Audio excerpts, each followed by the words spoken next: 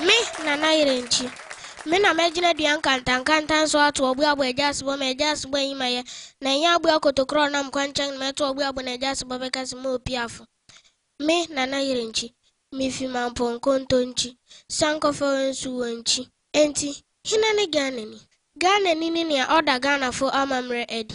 Ghana fo amamre ni okwampa award bohombra. Enti miye ganeni. Jiu miye ganeni.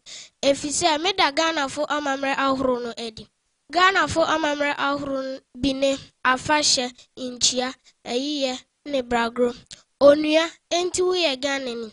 Ganeni na wonye o aware na wote oberima fiyi.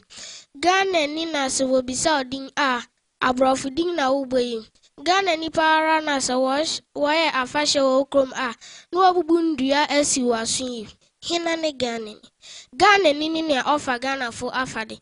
Ghana fo afade ahuru no bine kente batakeri ne ahinema. Enti miye ganeni.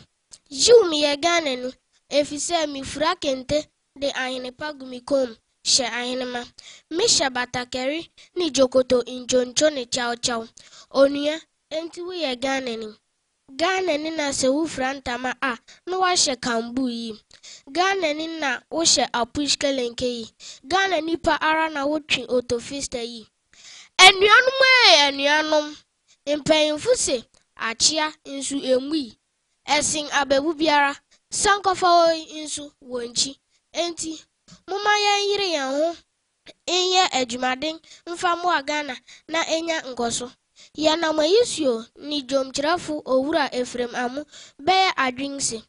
Yangara ya asasini eya boden ding mayen. Edume na wonsoso. Se ye be biatiaso. Na mo manga na fanenta mapefura. Na mading a edikan sikampo anono abemu.